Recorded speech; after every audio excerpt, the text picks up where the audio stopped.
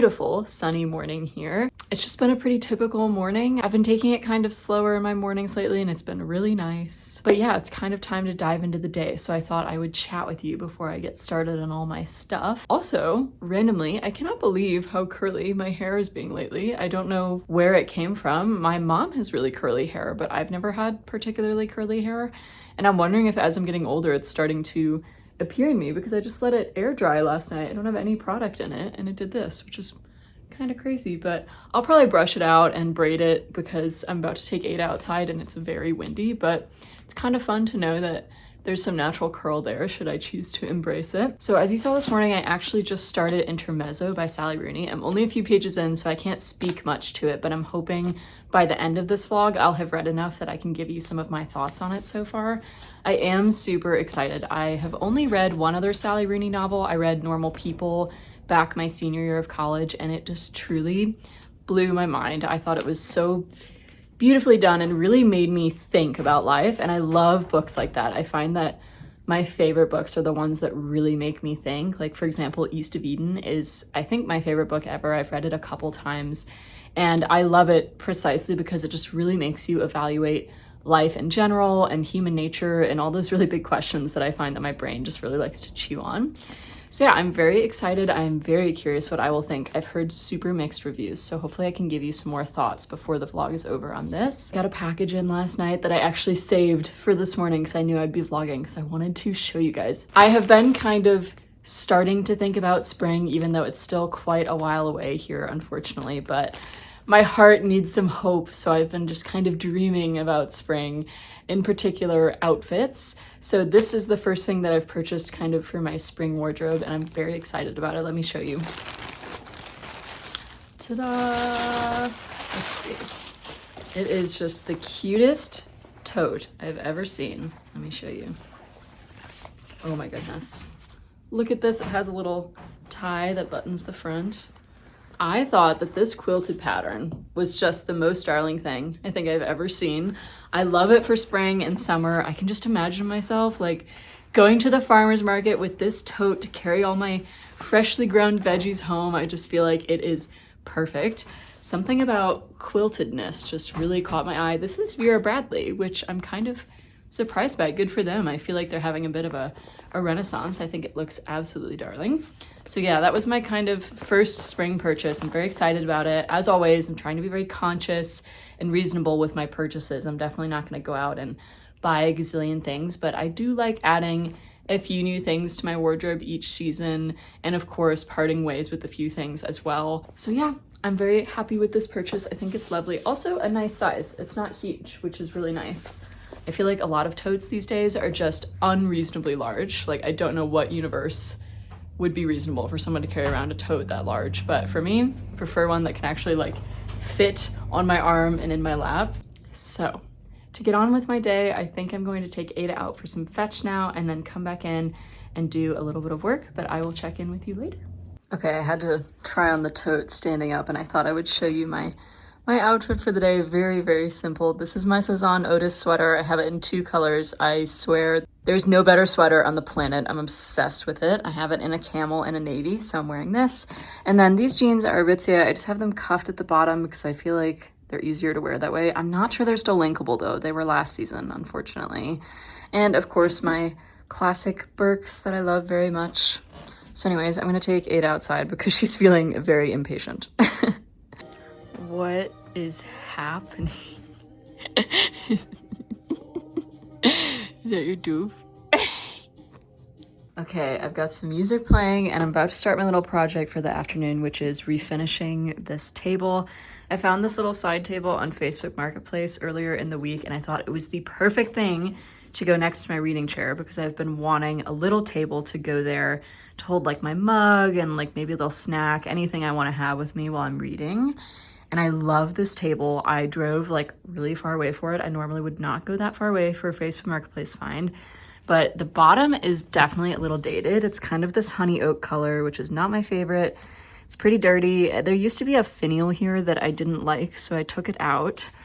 But what I'm planning to do is just put some gel stain over top. I'm gonna tape off so that I don't accidentally stain the marble. What made me fall in love with this table is the real marble top. I don't actually own any real marble surfaces, so I'm very excited about it. The nice thing about gel stain is you don't have to have raw wood to apply it. So with oil-based or water-based stain, you need it to be raw wood so that it can soak in.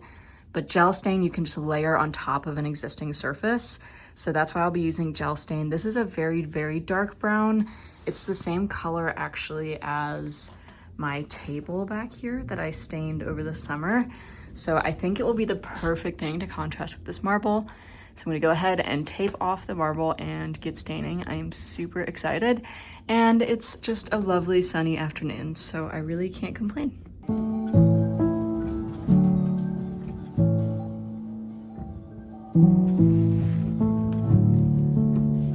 My assistant is being very unhelpful, as you can see.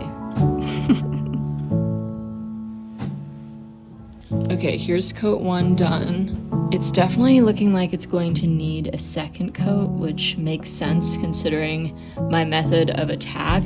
I think the spindles look really good and the base obviously, but the legs are quite patchy, so those will definitely need a second coat, but I need to let everything dry before I go in for round 2, so I will get back to it later this evening. Ada is invading my personal space as always. Hi, honey. Yeah, that's kind of the update.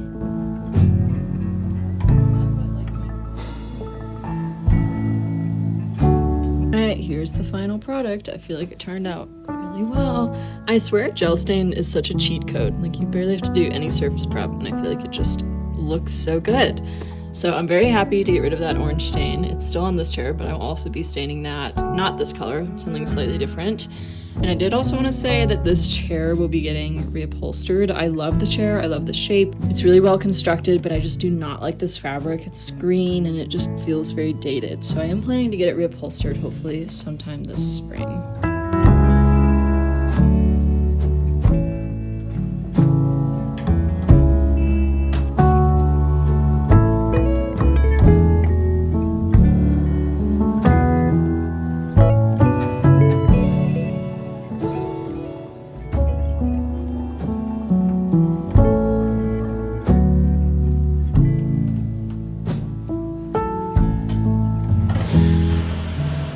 Hello, it has been a lovely evening. I've been solo actually. Austin is out skiing with friends, but I decided to make a little evening of it and it's actually been quite nice. Been making lots of progress on Intermezzo and I'm really enjoying it so far. I'm kind of surprised at how quickly I'm getting through it, so that's nice. And I just took a nice hot shower, which was lovely, and I'm getting ready for bed. I'm about to go to bed because, to be honest, I'm super tired. But I thought that while I'm in here and I'm all cozy-ified, I would talk through 3 things that I'm really loving lately in terms of body care. The first thing I've really been loving lately, I mentioned this when I was talking about my skin acne struggles in my last vlog, was I was using a different moisturizer, a tallow-based one, for a couple months in November and December, and it was causing a lot of my skin issues, and then I decided to go back to my tried and true moisturizer to see if that would help with my acne, and it ended up helping a lot. I think that other moisturizer was a big part of all the breakouts I was having. So I just wanted to give like a healthy shout out to this moisturizer because it really has never done me wrong, and I think that straying from it was a mistake, so I will continue using this. And another thing I love about Kiehl's and this moisturizer in particular is you can get like refill pouches that are a bit more sustainable than just buying multiple jars, if that makes sense. And Austin and I both use this moisturizer, so we always get the big refill pouches and we go through it. So honestly, don't know why I ever left. This stuff treats me well, so I'm going to keep using it. The next thing I want to talk about is Wild deodorant. This is not sponsored, but I am working with them over on Instagram and they gave me a discount code, so I thought I would share it here so that you can use the discount code while it's active. I've been using Wild deodorant for about 6 months now. I've tried a few other natural deodorants over the years that just didn't work for me. I felt like they didn't work as a deodorant. They didn't do their job of like masking smell and, you know, helping with being an antiperspirant, or just other odd things. Like I feel like I've tried natural deodorants that leave like weird stains on the clothes. I just feel like natural deodorants are hard to find. And Wild is the only natural deodorant I've tried that actually works, you know, is actually deodorant and just is very normal and like works well with me. I also really like that they're super sustainable. There's no single-use plastic involved in any of their stuff, and it's all natural ingredients. There's no parabens or sulfates. So anyways, I love Wild. I've been using them since last fall, and I will definitely continue using them. And I do have a discount code, The Sun Also Reads, if you want to try Wild. I'll leave that link in the description. So I'm loving that. I'm so grateful that I finally found a natural deodorant that actually works. And then the last thing I wanted to talk about was this Osea body butter. I do not know what magic is in here. My skin has never been softer than when I put this on, and I have tried a gazillion things, and don't get me wrong, I mean, lots of things work pretty well for me. I dry brush as a method of exfoliant, and that makes my skin really soft. For a while, I was using coconut oil as an in-shower moisturizer, and that makes my skin really soft. I've tried a ton of moisturizers that I love, but I do not know like what sorcery is in this jar, because I swear my skin has never been softer. It doesn't even feel like my skin in the best way. It feels like, I don't even know, it feels like silk. And it's not like I have to do anything else. Absurd. I don't really know what's in here, but if you're looking for the softest skin you've ever felt in your life, I highly recommend. Once again, don't know how they pulled that off. But anyways, I'm gonna get ready for bed, hop in bed, and probably read a little more and then go to sleep because I'm tired. But for now, I'll say goodnight.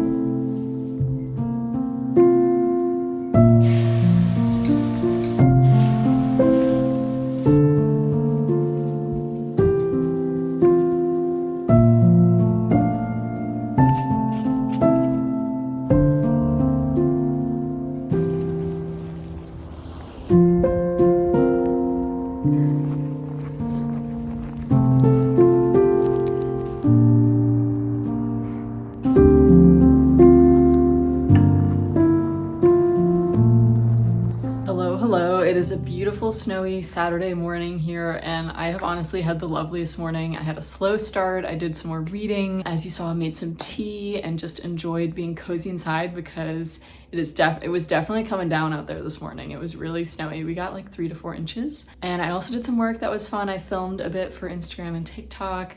And then this afternoon, I actually got started on one of my little spring projects that I'll tell you more about here in a second. Also, the sun's kind of coming in and out of clouds, so I apologize if the lighting keeps changing, but that's why. I thought first, though, I would give you a little reading update as promised. I'm about 125 pages into Intermezzo, and I'm actually really liking it. I always forget how quickly Sally Rooney reads. I feel like because she deals with more complex themes and more intense themes, I always expect her to read a bit slower, like a classic novel would. But honestly, her prose moves pretty quickly. I feel like I get through it at the pace I would a modern novel despite the heavier themes, which is nice. It's kind of a nice middle ground between classic and modern literature, so I do enjoy that. I'm also remembering in the process of reading this how distinct Sally Rooney's style is. It's definitely reminiscent of Normal People in a lot of ways stylistically, even though the stories are quite different other than the fact they're both set in Ireland. So I have found that very interesting. I always think it's very intriguing when authors have a really, really unique style, because I always think about like what led them to that style. Why are they choosing that style? Is it serving the story in a certain way? So I just thought that's very interesting. But yeah, basically so far Intermezzo is following the story of 2 brothers who just lost their father and the way their friendships and romantic relationships are kind of carrying them through this time of uncertainty and grief. Obviously, I have a lot more to go, so I'm sure more will unfold in the story, but I honestly bet that I finish it, if not this weekend, early next week. I'm moving through it really quickly, which is nice. So anyways, it's good so far. I'm not sure I'm connecting to it as much as I did Normal People, because Normal People obviously follows 2 high school and then college students. You know, they age throughout the novel. And at the time I was reading it, I was a college student, so I felt like I kind of related and connected more to the story because of that, whereas These two people I don't have a lot of similarities with, but obviously nonetheless, I'm still enjoying the novel. Now, to show you what I've been working on this afternoon for my little spring project, it has always been my dream to grow my own cut flowers. I've always wanted a massive cut flower garden. I love flowers, as you know. And even though, you know, I've always been buying them at stores or at farmers market, etc., of course, ideally, I would grow them myself. But of course, that wasn't really an option when I was in college. It's not like I had access to an outdoor space. So this year is the year I've decided I'm finally going to try my hand at it. It's definitely not going to be at that grand of a scale or anything crazy, but I'm just gonna try it out this year and see how I like it. Because we're renting, I'm not going to be putting anything in the ground because I feel like that's kind of blurring the line between what is okay to do as a renter. I'm gonna be growing things mostly out of pots. So I've been doing lots of research on specific techniques for growing specific flowers in pots because that's often different than growing things in the ground. But this morning I sat down and cataloged the seeds that I've already ordered. I've already ordered like 10 packets of seeds. And so I sat down and cataloged them and then also wrote down the ones that I still need to order so I can kind of get a grasp on that and make sure I'm doing that before things sell out for the season, because I think especially spring bulbs like dahlias and, you know, popular flowers like cosmos tend to sell out pretty early because I feel like everyone is getting excited for spring in February. So I went ahead and wrote down everything in my little notebook, categorized them by type of flower, and then also wrote down the color because I realized that a lot of the flowers I had bought are white because I'm drawn to neutrals. I love white flowers. I think they're so beautiful, but of course, I think I want some color as well. So I made sure to write down type and color, and then I left blanks to know how many more I need to order of which type. And then also this side is the spring bulbs. So that's dahlias, ranunculus, and anemones. So I still need to order all of those, but they're a bit more expensive. So I'll probably be doing that next week or whenever I feel like I've saved up the funds. But anyways, I have cosmos here, pansies, sweet peas, snapdragons, zinnias, and then I have miscellaneous down here. So I have delphinium, chamomile, poppy, and some like filler flowers like bishop's weed. So anyways, I decided that I already had 4 cosmos ordered. I wanted to order 2 more. Same with sweet peas, snapdragons, and zinnias. I wanted to order 3 more. So once I had that all written down and I had an understanding of what colors I already ordered, I went ahead and got on the Eden Brothers website. I've been using Eden Brothers for years. I plant bulbs at my parents' house every fall. It's kind of my little tradition with them. I'm always planting daffodil bulbs. I always order them from Eden Brothers. They always seem healthy. They always do well. And I feel like Eden Brothers is pretty fairly priced. So if you're looking for a supplier of flower or vegetable seeds this year, I highly recommend. But I went on Eden Brothers and I picked out the remaining flower seeds that I needed from that side of the list. And then, like I said, in a couple weeks, I'll probably get on there and order my bulbs for the spring. But I'm super excited. As you saw in last week's vlog, I've been slowly kind of accumulating pots from Facebook Marketplace to do all this planting because I'm going to need quite a few pots, and pots are expensive. So I'm hoping that over the next couple months, I can just slowly accumulate them via Facebook Marketplace instead of spending a ton of money buying them new in the spring. But yeah, I'm so excited. We'll see how it goes. I have a lot of research to do because each flower is different. They need different amounts of sunlight, different amounts of water. They can be planted, you know, in colder or warmer weather, you know, all kinds of things that are to learn about each of these types of flowers. So I'm gonna be doing a lot of research, and we'll probably be showing that in a future vlog because I definitely want to go into this making sure that I'm prepared and giving my flowers the best chance to thrive because I am just truly so excited. I've been dreaming of this for years. Honestly, the whole time I was in college, all I ever wanted to do was grow my own flowers. And hopefully in future years, I can take this into an even larger scale, you know, once I have my own place and my own land to plant in. So I think it will be really cool, but I'm really looking forward to sharing that process with you. And I just wanted to say that it's perfect that I have my little potted flower here because it's starting to put off some scent. This particular flower, they're called grape hyacinth, are all over my campus, my college campus that I was enrolled in for the past 4 years. And every spring they'd be blooming along the walkways and I would smell them. And so sitting here planning out my flower garden for the year and smelling this smell that I've always associated with spring has just been so full circle and so lovely. And I'm just very excited for the spring, despite the fact that it's very much still winter outside, as you have seen. But hey, you know what? What's life if not looking forward to things? So anyways, I'm gonna go ahead and end the vlog here. It was such a lovely couple of days together. I hope you enjoyed embracing a soft few days in the life with me. I feel like that's kind of what these days felt like, just kind of floating through life in a really lovely way. And I'm very grateful for everything, honestly. So thank you for being here, and I will see you next week. Bye, friends.